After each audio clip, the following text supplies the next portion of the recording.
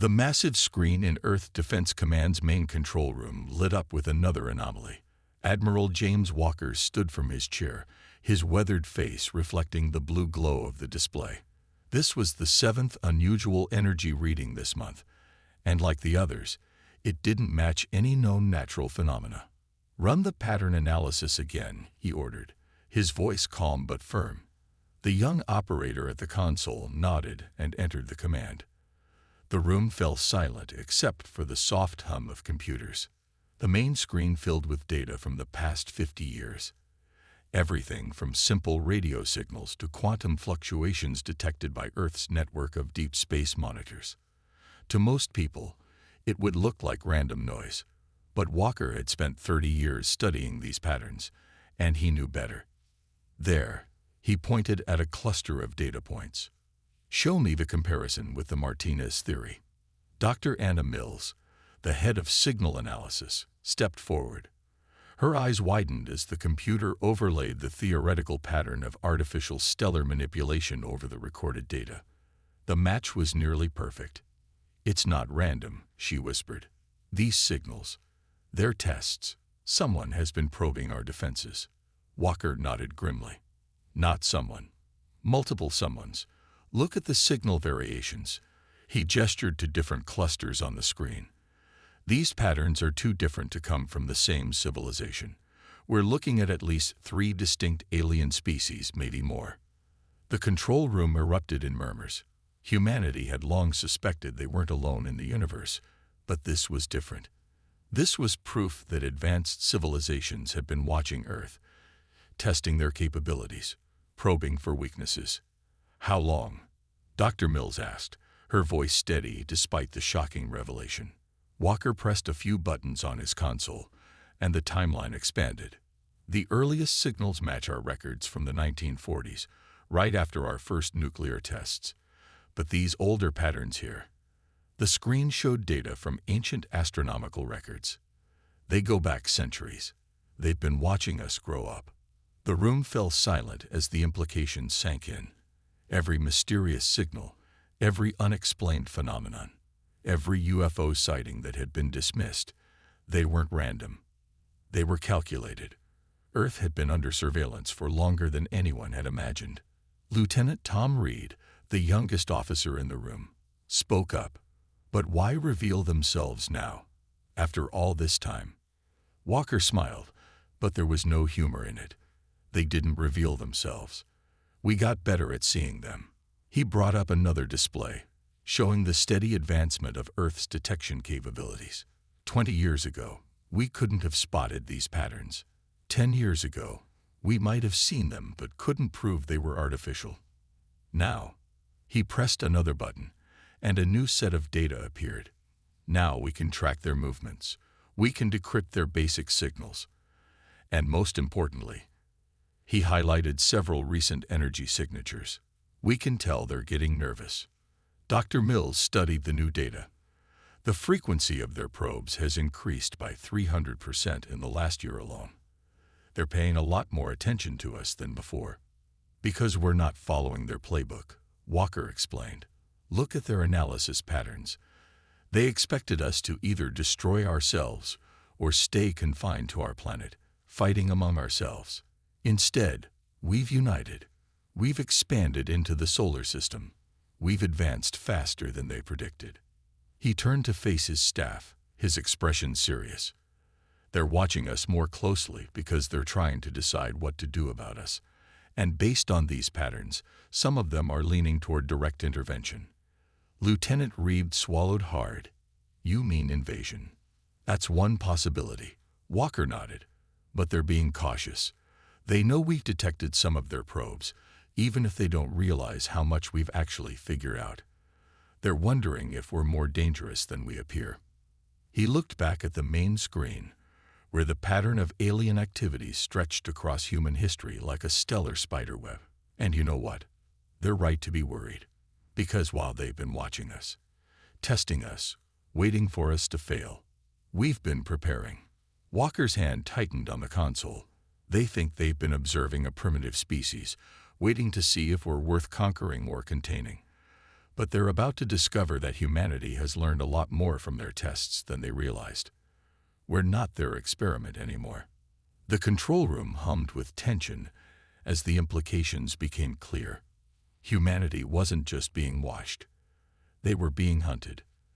But this time, the prey had seen the predators coming, and they were ready. 3 days after the discovery, Admiral Walker sat in his private office, staring at the decoded alien transmission on his screen.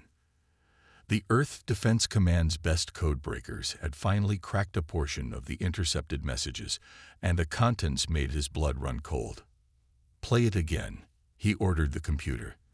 The translation appeared on screen, broken but clear enough to understand. Earth Status Report, Cycle 847. Native species continues to show unusual resilience. Previous models predicted self-destruction by their year 2040. Adjustment needed. Planet remains Class A suitable for colonization.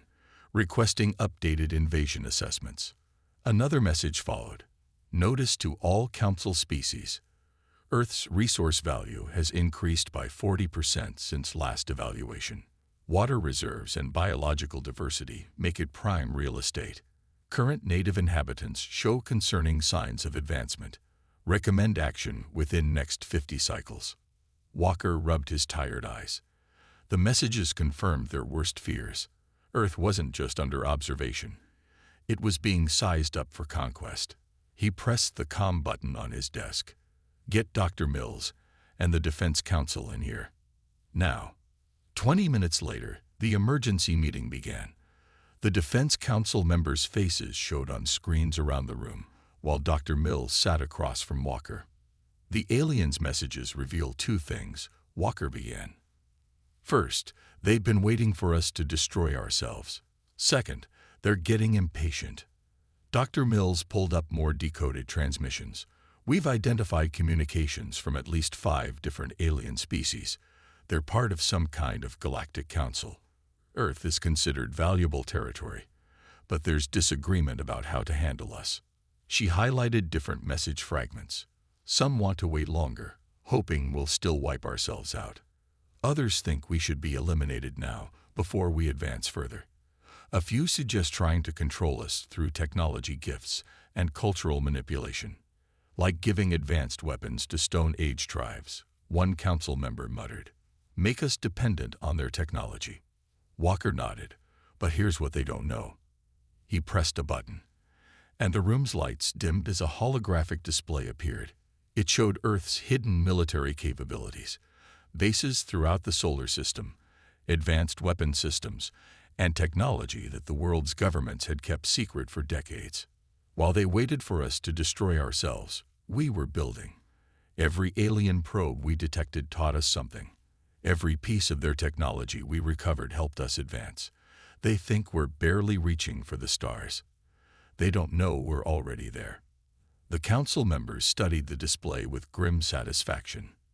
Humanity had learned from history, from stories of advanced civilizations wiping out less developed ones. They had prepared in secret, building defenses while appearing vulnerable. "There's more," Dr. Mills added. "The aliens' messages show they're confused by our development pattern. Most species apparently advance by competing and fighting until one group dominates. But humans, we unite when threatened," Walker finished. "Every time our civilization faced collapse, we pulled back from the edge. We learned to work together. That's why their predictions about our self-destruction were wrong." A council member from Asia spoke up. "So what do we do with this information? If we reveal we've broken their codes, we lose our advantage." Walker stood and walked to the window, looking out at the city below. "We need to send them a message of our own. Not in their codes, but in a language any species can understand." He turned back to face the council. "They think Earth is a primitive world ripe for conquest. I say it's time we show them that humanity isn't prey anymore. We've spent centuries building our strength while they watched and waited. Now we show them what they've really been watching." Dr. Mills leaned forward. "You want to reveal our true capabilities. That's risky. We don't know how they'll react. Better to show our strength now, on our terms, Walker replied. Because sooner or later, they'll discover it anyway. And I'd rather that happened when we choose, not when they're already launching their invasion. The council chambers fell silent as the implications sank in. Humanity had reached a turning point. They could no longer hide in the shadows, pretending to be less than they were. It was time to step onto the galactic stage, not as victims or primitives, but as equals who had earned their place among the stars. Walker looked at each council member in turn. The aliens sent us their message. They think Earth is their future conquest. I say we send them our reply. Earth is ready, and we're done being washed. The massive underground facility on Mars hummed with activity. Deep beneath the red planet's surface, in a base that officially didn't exist, General Mike Roberts watched his teams prepare humanity's greatest weapons. The aliens would never think to look here. Their probes had only detected the civilian research stations on the surface. Status report. He called out to his chief engineer, Bill Cooper, who stood beside a massive antimatter containment chamber. Production is ahead of schedule, Cooper replied, checking his tablet. We've doubled our antimatter storage capacity in the last month. The new quantum stabilizers are working better than expected. Roberts nodded, walking past rows of devices that would seem impossible to most humans. But here they were, built in secret over decades, each one reverse-engineered from recovered alien technology or developed through humanity's own ingenuity. Alert from Europa base, a young operator called out. On the main screen, a message appeared from humanity's hidden base beneath the icy moon's surface. More alien probes had been detected passing through the solar system. They're increasing their surveillance, Roberts muttered, just as command predicted. He turned to his communication officer. Get me Admiral Walker. Moments later, Walker's face appeared on the screen. The Admiral looked tired but determined. Go ahead, General. Europa's detected more probes, sir, but our stealth systems are holding. They still haven't spotted any of our major installations. Walker smiled slightly. Good. How's Project Thunder coming along? Roberts gestured to Cooper, who brought up the schematics for their newest weapon. Based on technology pieced together from a crashed alien scout ship found in the Arctic 50 years ago, Project Thunder was humanity's ultimate deterrent. The gravity manipulation system is stable, Cooper explained. We can create localized space-time distortions strong enough to tear apart any ship we've detected. And thanks to the quantum targeting system, we can hit them even if they try to hide in fold space. Walker studied the schematics, and they have no idea we've developed this capability. No, sir, Roberts confirmed. As far as they know, we're still struggling with basic fusion power. All they see are our public space programs and surface installations. The view on the screen shifted as Walker brought up a map of the solar system.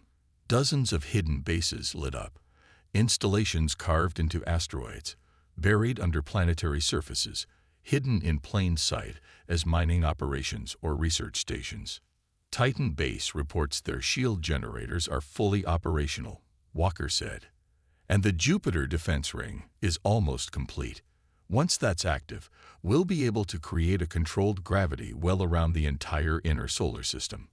Roberts watched as more status reports came in from humanity's secret facilities.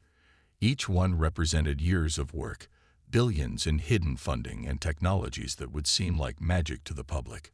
All of it built while the aliens watched Earth, thinking they were observing a primitive species barely able to reach their own moon. The antimatter production facilities in the asteroid belt are running at full capacity, Cooper added. We've stockpiled enough to power our defenses for a decade, even under full combat conditions. And the quantum entanglement communication network, online and undetectable, Roberts replied. Even if they knock out our conventional communications, we'll still be able to coordinate our defenses instantly across the entire system. Walker leaned back in his chair. 30 years ago, we found that crashed scout ship and realized we weren't alone. Instead of panicking, instead of announcing it to the world, we prepared, while they watched us, thinking we were just another primitive species waiting to be conquered. We were watching them back, Roberts finished, learning from every probe they sent, every piece of technology we could salvage, building our strength in secret. A new alert flashed on the screen. More alien signals detected at the edge of the solar system. But this time, no one in the Mars facility looked worried. Let them watch, Roberts thought. Let them think they're studying the helpless world. Time for the next phase, Walker said. Begin powering up all defense systems, but keep them shielded. We don't want to show our hand yet. When we reveal ourselves to the galaxy, it needs to be on our terms. Roberts looked around at the incredible technology surrounding him, at the determined faces of his crew. Humanity had spent generations preparing for this moment. The aliens thought Earth would be an easy conquest, a primitive world ripe for taking. They were about to learn just how wrong they were. The Earth Defense Council chamber was packed. Representatives from every major nation sat in tense silence as Admiral Walker took his place at the podium. The moment they had prepared for over generations had finally arrived. The aliens think we're blind, Walker began, his voice firm. They think we can't see them. Today, we prove them wrong. On the massive screen behind him, live feeds showed military installations across Earth powering up their hidden systems. In orbit, satellite networks that had posed as weather and communication stations began revealing their true nature. All defense systems online, General Roberts reported from Mars base. Quantum network is stable. All bases standing by. Walker nodded. Begin broadcast on all detected alien frequencies. Use their own communication channels. Let's show them we've learned more than they realized. Dr. Mills stepped forward, holding the final version of humanity's message. They had spent weeks perfecting it, making sure every word would be understood by the alien species they had identified. Transmitting in 3, 2, 1. The message began broadcasting from every human facility in the solar system, using technology the aliens thought humanity couldn't possibly possess. To all spacefaring civilizations observing Earth, we see you. We have always seen you. Your probes, your tests, your surveillance, none of it was as secret as you believed. While you watched us, waiting for our destruction, we were studying you, learning, preparing. In the council chamber, everyone held their breath. On screens around the room, they could see the alien probe networks reacting to the broadcast, their energy signatures spiking as they registered a message they never expected to receive. You consider Earth prime real estate. You debate whether to conquer us or wait for our collapse. You think we are primitive, weak, divided. You are wrong. We are humanity. We do not bow to threats. We do not surrender what is ours. We have prepared for this moment for generations. Walker watched as more alien signals appeared at the edge of the solar system. They were drawing attention now. Good. You believe you have been observing a defenseless world. Instead, you have been watching a species that has mastered technologies you thought beyond us. We have bases throughout our solar system that your probes never detected. We have weapons that can reach into the spaces between spaces where you hide. We have learned to harness energies you thought we couldn't comprehend. Dr. Mills monitored the alien reactions. They're responding, sir. Multiple species are attempting to communicate. Walker raised his hand. Continue with the message. This is both a greeting and a warning. We are ready to join the galactic community, but we will do so as equals, not as conquests.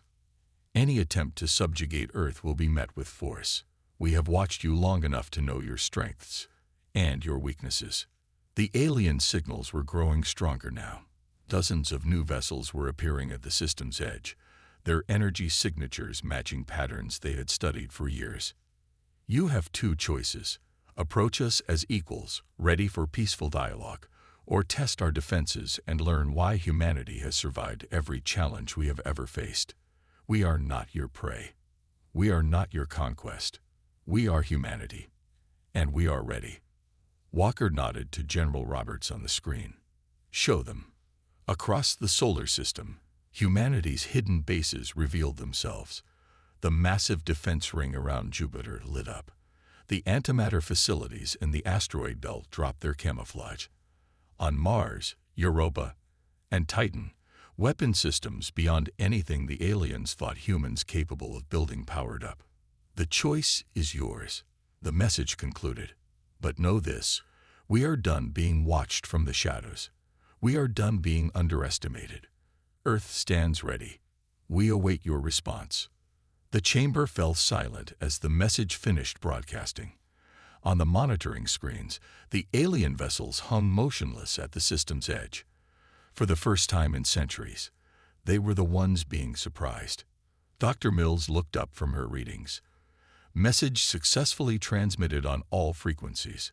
They received it. Walker stood straight, his eyes fixed on the screens showing the alien ships. Humanity had just announced itself to the galaxy in the boldest way possible. After generations of secret preparation, they had finally revealed their true strength. Now, he said quietly, we wait to see if they're wise enough to choose peace. The alien ships hadn't moved for 24 hours after receiving Earth's message. They hung at the edge of the solar system, a silent fleet that grew larger by the hour as more vessels arrived. Admiral Walker stood in Earth Defense Command's main control room, watching the numbers grow. How many now? Over 300 ships, Dr. Mills reported. They're gathering just beyond Neptune's orbit. Energy readings suggest they're from at least 7 different species. Walker nodded grimly. They're trying to intimidate us with numbers. Time to show them why that won't work. He pressed the comm button. General Roberts, is everything ready? Yes, sir, Roberts replied from Mars base. Project Thunder is fully charged. Target zone is clear. All monitoring systems are in place. Walker turned to the Earth Defense Council members present in the room. Last chance to reconsider. Once we do this, there's no going back. The council president stood. We've spent 50 years preparing for this moment. Proceed with the demonstration. Very well. Walker faced the main screen. Begin Operation Thunderclap. Deep in the Kuiper Belt, far from any inhabited worlds or important space lanes, humanity's greatest weapon powered up. Project Thunder wasn't just a weapon. It was a message written in a language any spacefaring race would understand. Pure energy. All systems green. Cooper reported from the control station. Antimatter injection sequence starting. Gravity wave generators online. The room fell silent as the countdown began. This would be humanity's first public display of their true technological capabilities.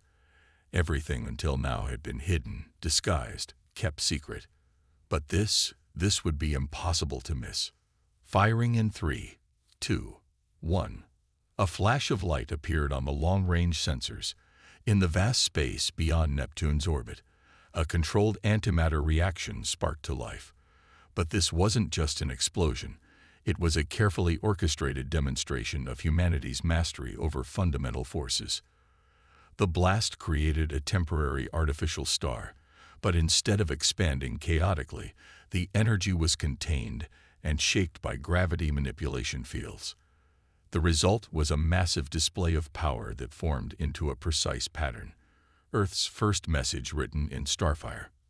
Energy output is exactly as calculated, Dr. Mills reported, her voice filled with pride.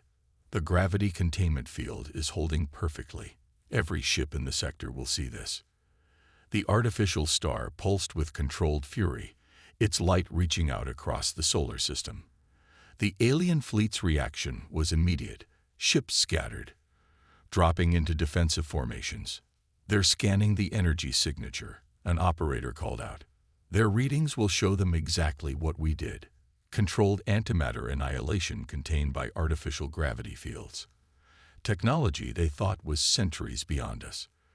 Walker watched the alien ship's frantic movements with satisfaction. Send the follow-up message. A second transmission went out on all frequencies. That was a demonstration using less than 1% of our antimatter reserves. The gravity manipulation technology used to contain it is installed in every major defense installation throughout our system. We can target this energy with precise accuracy anywhere within range of our sensors. This is not a threat. It is a demonstration of why threats against Earth would be unwise. The alien fleet's response was telling.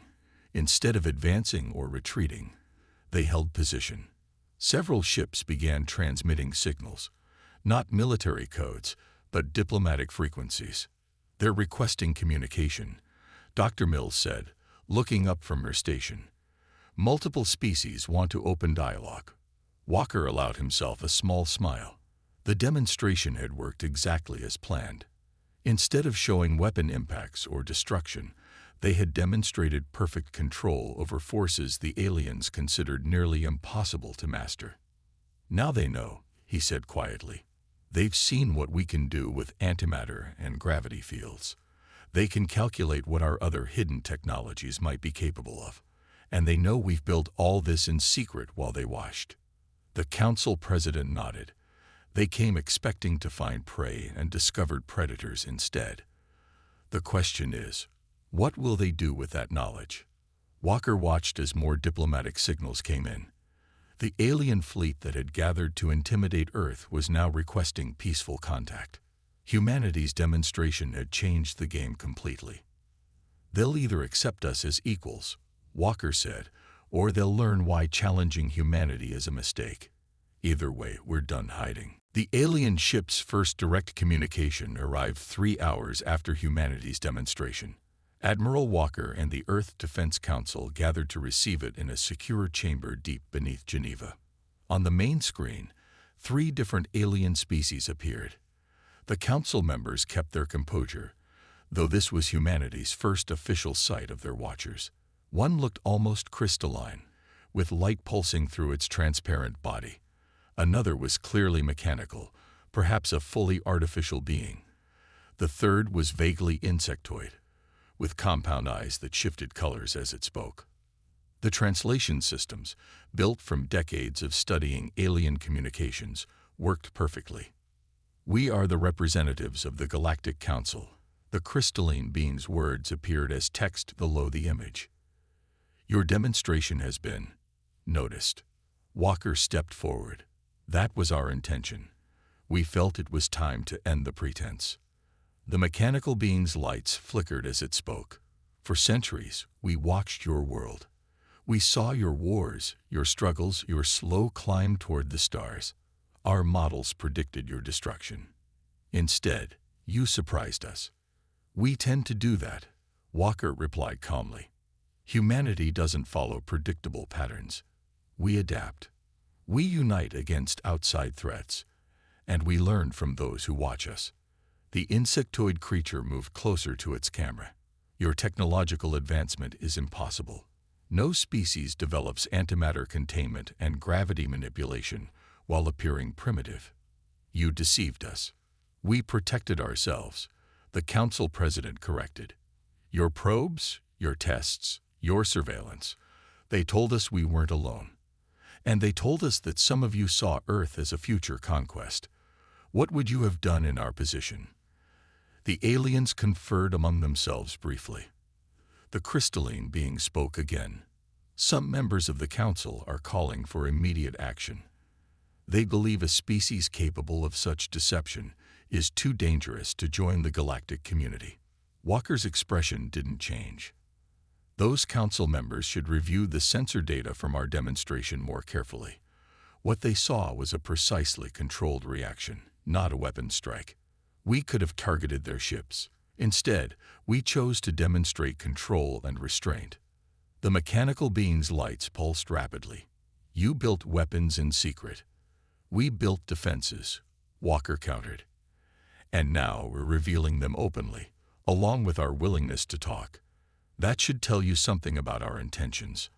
More alien faces appeared on the screen as other species joined the transmission. The chamber's AI identified 12 different civilizations now participating in the call. Some looked angry, others curious, a few almost impressed. A new voice joined in, this one from a being that seemed to be made of shifting smoke. The humans speak truth. Their demonstration was precise, controlled. They showed power without aggression. This is not the act of a primitive species, but it is also not the act of a conqueror. The debate among the aliens grew heated. Some argued for quarantine, others for immediate diplomatic relations. A few suggested technical alliance. Through it all, humanity's representatives waited patiently. Finally, the crystalline being spoke again. "We must know. How did you advance so quickly without detection?" Walker allowed himself a small smile. "We didn't advance quickly. We advanced carefully. Every probe you sent taught us something. Every piece of technology we found helped us learn. While you waited for us to destroy ourselves, we were studying, building, preparing. Not for war, for this moment. For first contact on equal terms." The alien representatives fell silent, processing this. The insectoid's eyes shifted to deep blue. "And now, what are your intentions toward the galactic community?" The council president stepped forward. "The same as they've always been. We want peaceful cooperation and trade. We want to join the galactic community as equals, not subjects. All we ask is respect for our sovereignty and recognition of our right to defend ourselves. And if we refuse," the mechanical being asked.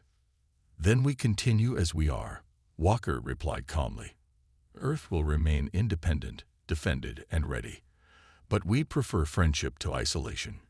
The choice is yours." The aliens conferred again, their debate now more measured, more thoughtful. Humanity had changed the game. The primitive species they'd watched for so long had revealed itself to be anything but primitive. The question was, how would the galaxy adapt to this new reality? 1 month after humanity's revelation to the galaxy, Earth's sky looked very different. Authorized alien ships hung in orbit, no longer hiding in the shadows. In the Geneva Global Contact Center, Admiral Walker watched as the first official diplomatic summit between Earth and the Galactic Council began. "All security systems are functioning normally," General Roberts reported from Mars base. "Every alien vessel is being tracked. Defense grid remains at full readiness." Walker nodded. Even in peace, humanity wouldn't let down its guard. That watchfulness was part of what had earned them their place at the galactic table. Inside the main conference chamber, representatives from 23 alien civilizations sat or floated around a massive circular table. Some attended via hologram, their forms flickering with remarkable clarity thanks to humanity's quantum communication network. The crystalline being who had first spoken to Earth, now identified as the Council's High Speaker, addressed the gathered delegates. "1 month ago, humanity proved that our assumptions about emerging civilizations were wrong. They showed us that watching is not the same as understanding."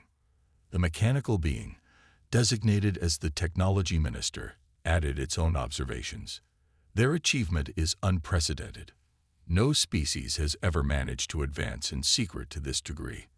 Their technology combines innovations from multiple sources with their own unique developments." Walker listened as the aliens discussed humanity's place in the galaxy. The fear and anger from their first contact had given way to curiosity, and in many cases, respect. Earth's demonstration of power, followed by their immediate willingness to talk peace, had made a strong impression. "We have reviewed the humans' development pattern," the insectoid science director stated. "Their tendency to unite against external threats, combined with their ability to learn from observation, makes them unique. Our models failed because they are genuinely different from any species we have encountered." The council president stood to address the gathering. "Humanity never wanted war. We built our defenses because we had to, because we knew we were being watched, evaluated, and considered for conquest. Now that we've proven ourselves capable of self-defense, we can move forward as equals." A wave of agreement moved through the alien representatives. The High Speaker's crystalline form pulsed with bright colors. "The Council has decided. Earth will be granted full membership in the galactic community, with all rights and responsibilities that entails." But Walker noticed it wasn't just about accepting Earth anymore. The aliens were learning from humanity, just as humanity had learned from them. Several species had already proposed joint research projects, particularly interested in how humans had managed to combine different technological approaches in new ways. There will be conditions, the technology minister stated. Humanity must share their defense innovations. The ability to hide advanced technology so completely could be dangerous if misused. We understand, Walker replied. But we have conditions too. Earth's space remains sovereign. Any future observations of our world must be done openly, with our knowledge and permission. The aliens agreed. It was a new kind of relationship, not the strong watching the weak, but equals working together. Humanity's strength had earned them not just a place at the table, but the right to help shape the galaxy's future. As the formal treaties were being prepared, Dr. Mills approached Walker with a datapad. "Sir, we're already getting requests from dozens of worlds for technological and cultural exchange. They're particularly interested in our education methods." Walker smiled. "Of course they are. We didn't just develop technology. We developed ways of thinking that they never expected. That might be our most valuable contribution to the galaxy." The council president joined them, watching as human and alien representatives mingled, already beginning to forge connections. Not bad for a species they thought would destroy itself. "We chose a different path," Walker replied. "Instead of fighting among ourselves, we prepared for something bigger. Instead of destroying ourselves, we built in secret. And when the time came, we proved we could be both powerful and peaceful." Outside, the sun was setting on humanity's first day as an official member of the galactic community. But it was also a new dawn. For Earth, for the aliens who had watched them for so long, and for a galaxy that would never be quite the same. They had done more than survive. They had changed the rules of the game entirely. And now, at last, humanity could take its place among the stars. Not as conquests or subjects, but as equals who had earned their right to be there.